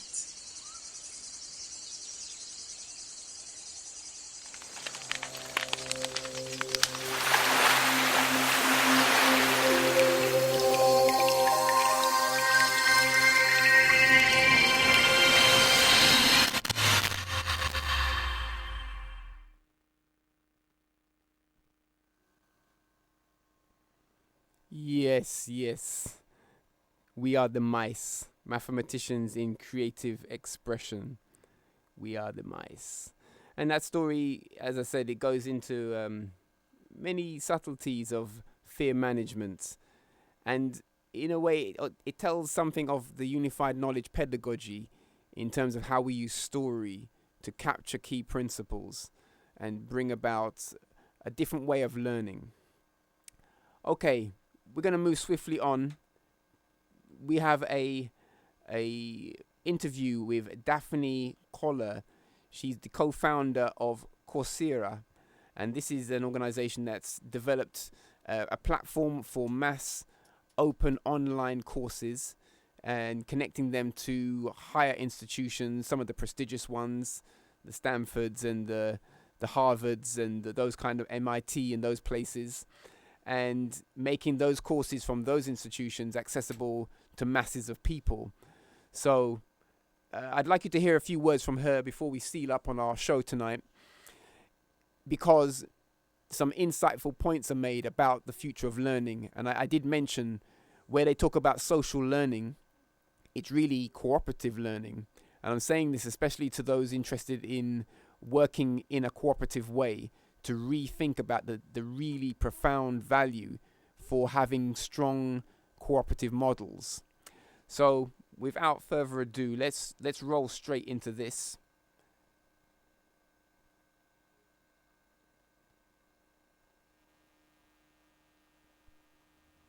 Build deep and complete. Welcome to the Black Open University Show. On Bless Radio. What's the most frustrating part today about taking an online course for people? Because it's not perfect yet, right? You're in that process of perfecting it. So what is the biggest complaint? What is the thing that frustrates you most, that if you had a magic wand, you'd just be like, we solved this issue? There's two things that I think we could see significant improvements on. The first is the current mode of assessments that we use is somewhat limited in terms of what we can grade at scale. It's very much so for what the computer-based grading, automated grading is. It's difficult for instructors to construct those effective assessments and provide students with meaningful feedback about exactly where they went wrong. And so I think that in 5 years, we will see completely different mechanisms for assessment at scale. And the second one that is very different is currently the whole notion of social learning is done largely outside the platform, with the exception of the discussion forums and to a certain extent peer grading. And let me call out Hui, who wrote our peer grading system, sitting right here in the audience. And I think that to the extent, I think that there's a lot of stuff that we can do that would improve that experience. Last question before we go to the audience, and I know you have to go soon. Motivation. It's great that we've taken down all the walls. Anybody can get to any course now. Yes. Or, not any course, but a lot. God, and all this information is out there. Which means some people I've heard say, okay, anybody can get on the internet today, in America, let's just say. Anybody can get to Khan Academy. Khan Academy can get anybody to the college level courses. What's your excuse now? Why are you not able to get ahead in life and society? Yeah. Very sort of type A view of the world. Yeah. Life is more complicated than that. Clearly. Yeah. What role do you guys play in motivation and getting people who, now that they really do have free access to this stuff, make them aware they have it. Okay, let's assume they become aware that they have access to it. How do you get them to actually be motivated to take the courses and to follow through? Is that your responsibility? Boy, that's a really good question. I mean, there's certainly a role that we can play in that, in increasing levels of motivation. Ideas like gamification, badges, rewards like the kind of credentials that you can earn. Social learning is another way of keeping people retained and motivated. What do you mean by that, social learning? So, for example, there are studies in traditional academic institutions that if you take students from disadvantaged backgrounds and send them come to college as a cohort, a group of 10 from a similar socioeconomic background, their retention rates go from, lower teens to somewhere in the 80s and 90s in terms of college completion. I mean, the differences are huge. And I think we're seeing those differences also in our student base. People who go into these courses with a study group, a strong study group that persists, they're much more likely to complete the course than the ones who take it on their own. So I think there's things that we could do, but ultimately, I think that I don't know that I can take somebody who's truly unmotivated and using an electronic platform, get them to complete the class. So ultimately, people need to take control of their own destiny to a certain extent. Let's take a couple questions. It's interesting about the social learning. I mean, we are pack animals at our core, right? We like to do things together. Yeah. I mean, could you create a feature where if you got 10 people from one group, you gave them 10 accreditations for the price of one or something, but only if they hit 10, and only if 7 make it to the end. There are definitely ideas along those lines that would encourage group work, and I think is a role that we can help play in increasing motivation. That's right. Question. Yeah, actually, I think it's connected to what you said now about collaboration. NovoEd actually is coming out with some kind of collaboration, and are you going to do something similar? Well, I don't know what they're coming out with, so I don't know if it's going to be similar, but I agree with their idea that collaborative learning is important, and certainly we have our own ideas on how to execute on that. Which company was this? It's called NovoEd. NovoEd, okay. Great. Another question? Build deep and complete. Welcome to the Black Open University Show.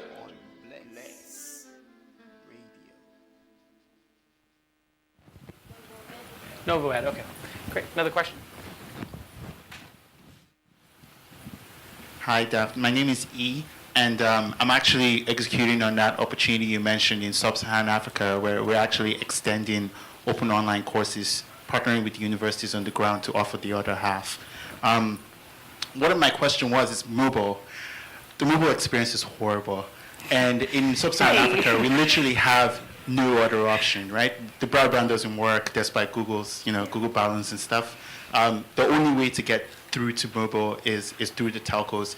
Are you guys going to work, or are you guys have anything in the works with, economizing the data that's transmitted via the videos, working on the experience so it actually works on mobile? I did mention you're going to have to do customer support here, yeah? When is mobile coming? So we are very delighted to report that after several months of searching, we have actually hired a mobile developer who will lead the mobile team. That's been something we've tried to do for a long time. It turns out these people are really hard to find. So it's now something that I can say is not just on our radar, but also on our immediate timeline to create a mobile application of which access in parts of the world where you don't have broadband 24/7 would be a big part of that. It's not the only part of, there's other things you can do, location-based services. For example, social learning, you want to find the group around you. There's a bunch of things that you can do. That's fascinating. Yeah. There are 50 people within 50 miles of you taking this course. Easily. Oh my. With the side of user. Wow, that could be so transformative. Isn't that cool? So there's a bunch of things. Like creating a book group around the course. That's right. Or, I want to do my Coursera homework. Is there somebody within 15 minutes drive who wants to sit and have a little study group discussion with me? There is a bunch of things that you can do with mobile that are beyond just the 24, the sort of the lack of broadband access. But so all of that's now going to be coming that we finally have somebody. A marketplace of like coaches or proctors, within Coursera, approved people, or just even if it was a peer marketplace, could help with that motivation problem. Like I could pay somebody $25 or $50 or $100 to coach me through whatever lessons I'm having issues with. Yeah, I think that's definitely right, because like I said, there's the 15% who might be able to get along without this, but some people do and can benefit tremendously from the help, and we think that's going to be an important part of this going forward. Let's take a final question.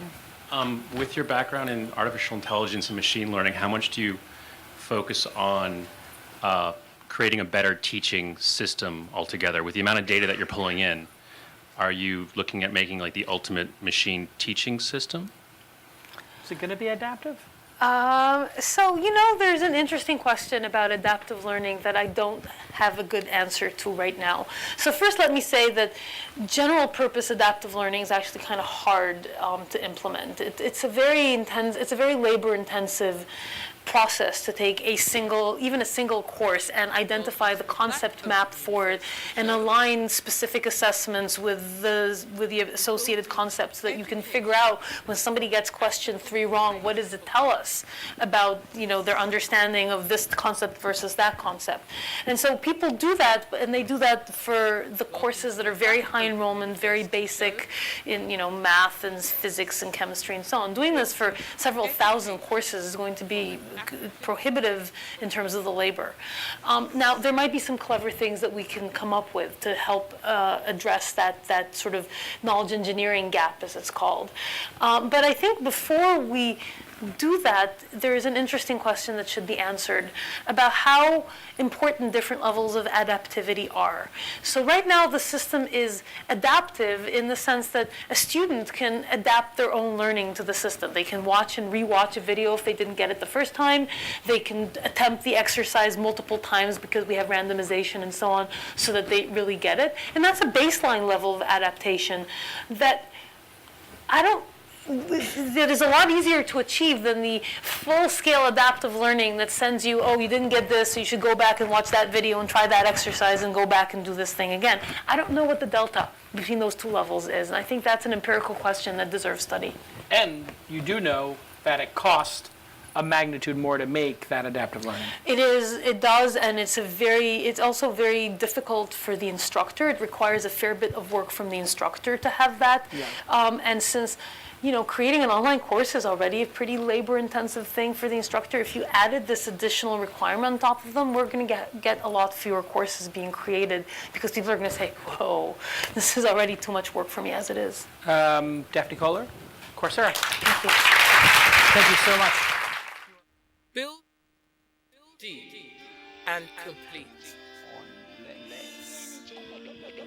Do you know of the water of life? What's the big idea? What's the big idea? Original again, start from the heart. Not art, true in deep. I see, I feel. Mathematics, matrix, institutes, patterns. 1, 2, 3, you learn how to read.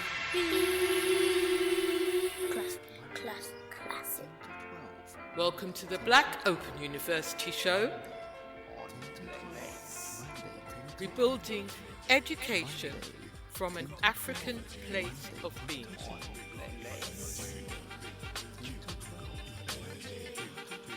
Welcome to the Black Open University Show. Building education from an African place of being.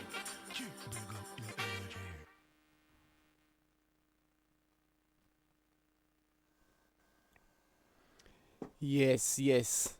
So you see, we went again into more of this e-learning space science from the ones who are really pushing the barriers, pushing the borders of the technology, amassing huge amounts of data, intelligence about how people are working with the new systems and sharing the insights.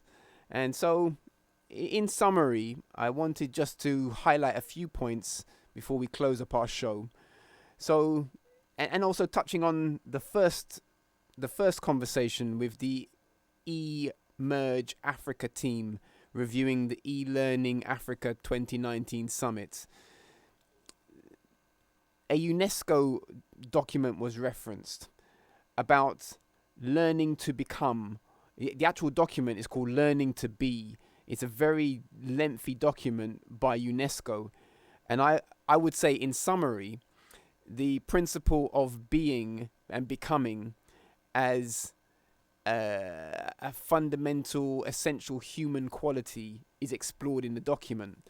It's interesting to me to have such a title, Learning to Be.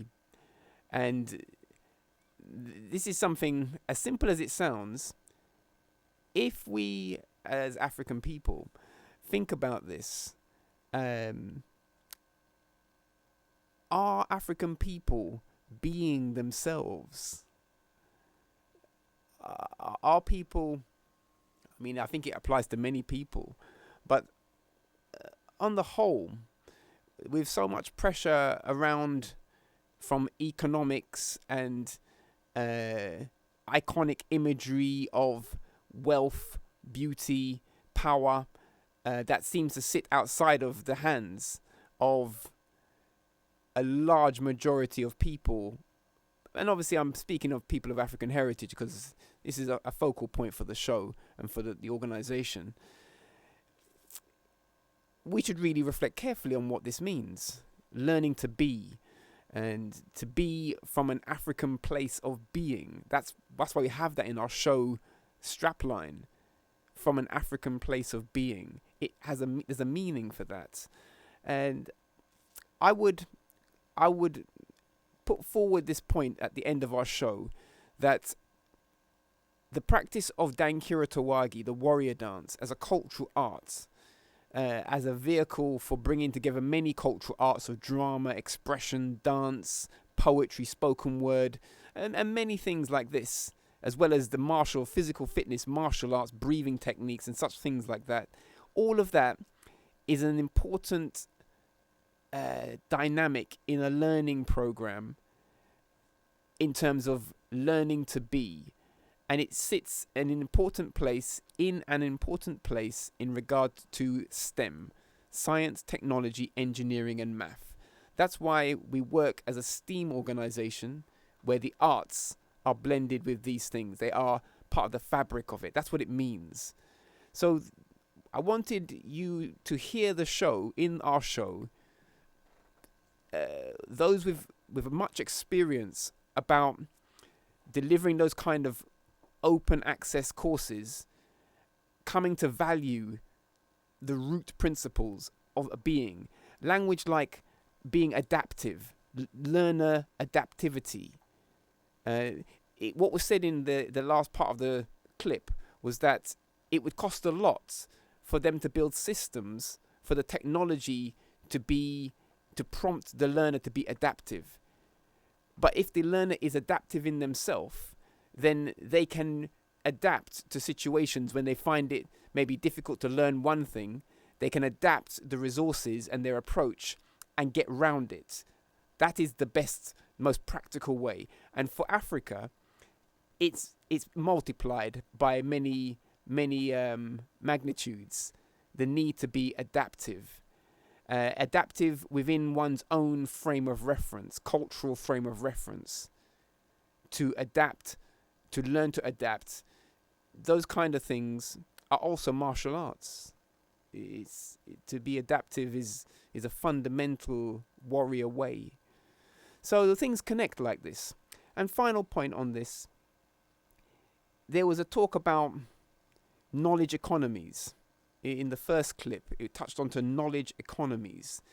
And those terms, they sound like, like a trendy kind of term, like, yes, the knowledge economy, business based on knowing stuff, on information management, masses of information and big data and this kind of business. But before, in truth, knowledge, if you remember, I was defining consciousness, and one of the points of consciousness is the ability to come to know. So it's consciousness, and so it's economy is based on consciousness. But before you can have an economy based on consciousness, you have to have sovereignty of your consciousness. You have to have a pristine,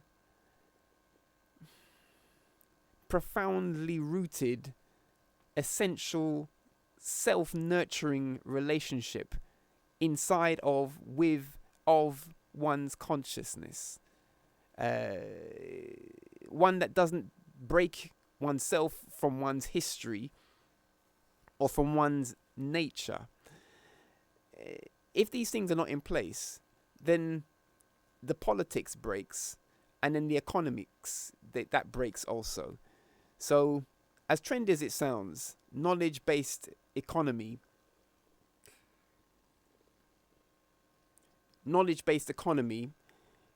has to start with knowledge based in sovereignty.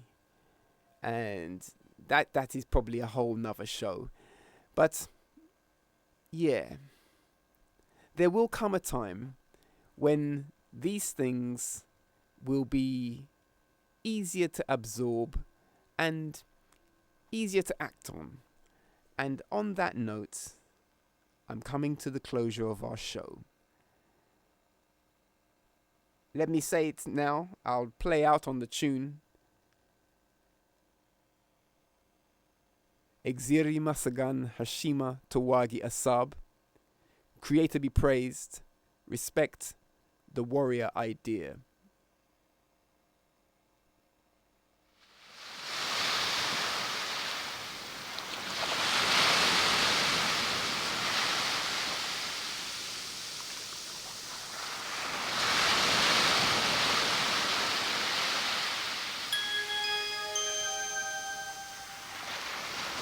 There'll come a day. There'll come a day.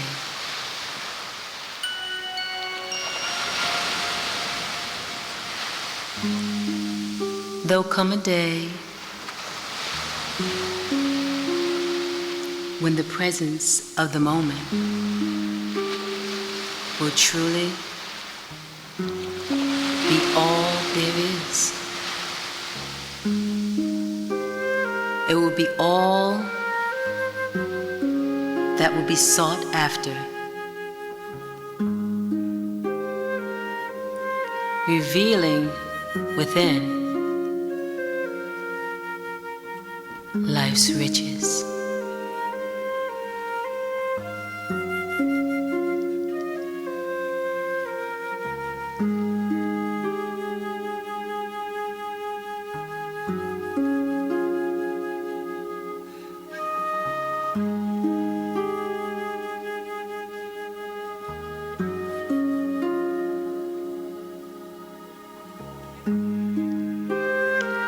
There'll come a day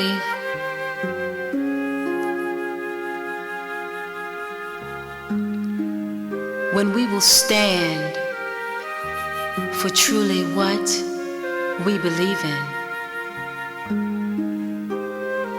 honoring only the truth as we truly see it.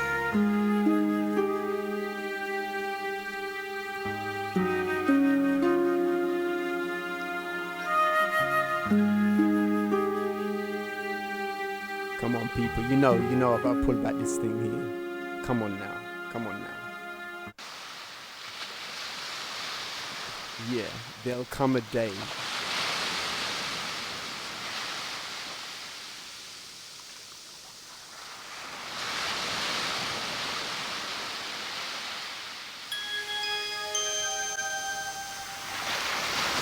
There'll come a day. There'll come a day.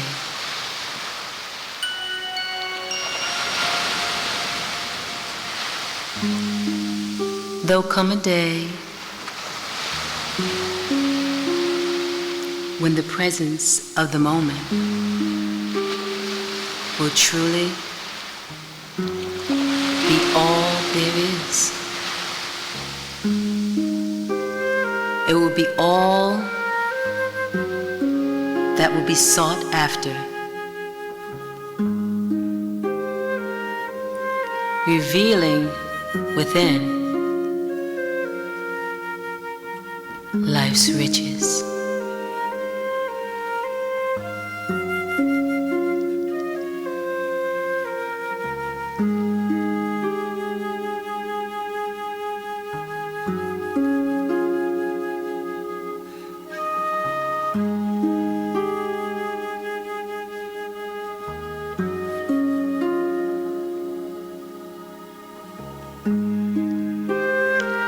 There'll come a day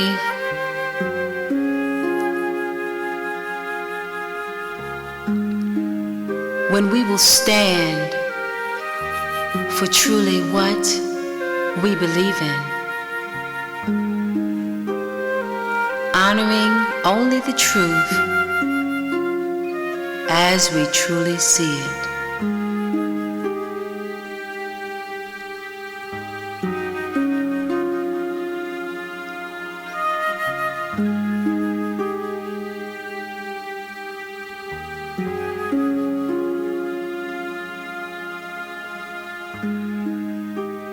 And on this day, the rainbows of light will set us free.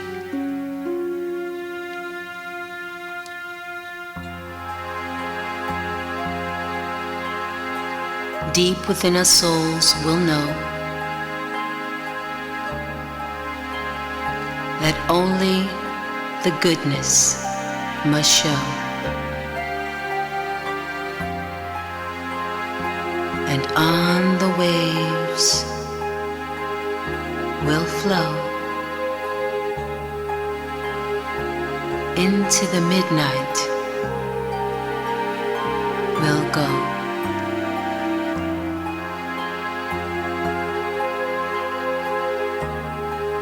An abyss of which we'll have no fear,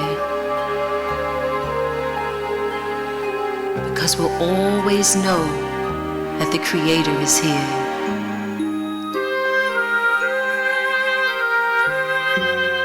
Here in our souls, here in our hearts, here in our minds, creating within us a certain peace.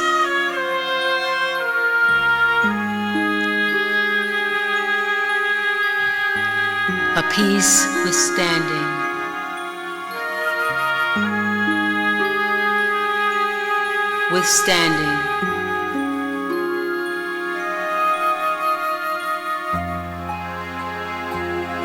all the arrows of persecution, all the vies for validation.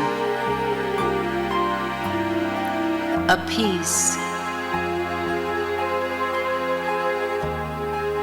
we've never ever known in this lifetime, but have many, many, many lifetimes before.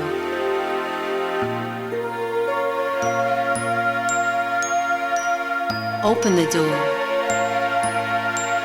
Open the door to your heart. Release the anger. Release the tension. Release the shame, blame.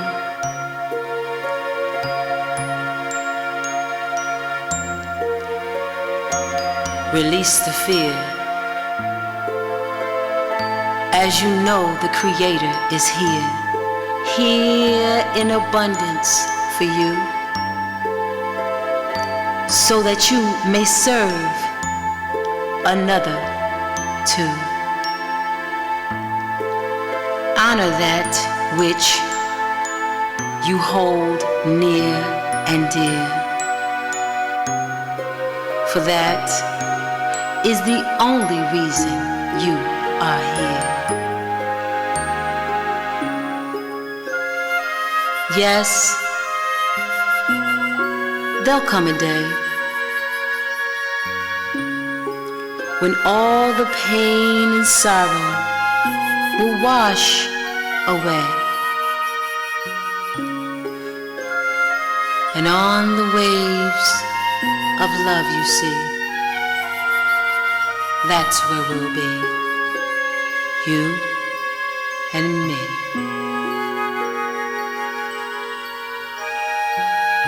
You and me.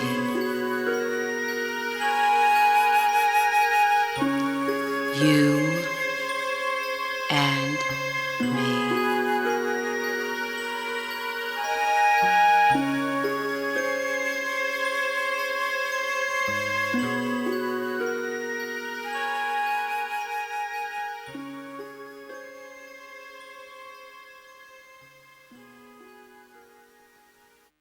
Build deep and complete. Do you know of the water of life? What's the big idea? What's the big idea? Original again. Start from the heart. Not chew ADD. I see, I fit. Mathematics, matrix, institutes, patterns. 1, 2, 3, you learn classic. Welcome to the Black Open University Show.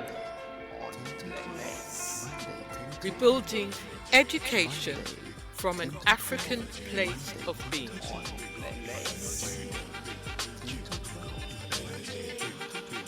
Welcome to the Black Open University Show. Building education from an African place of being.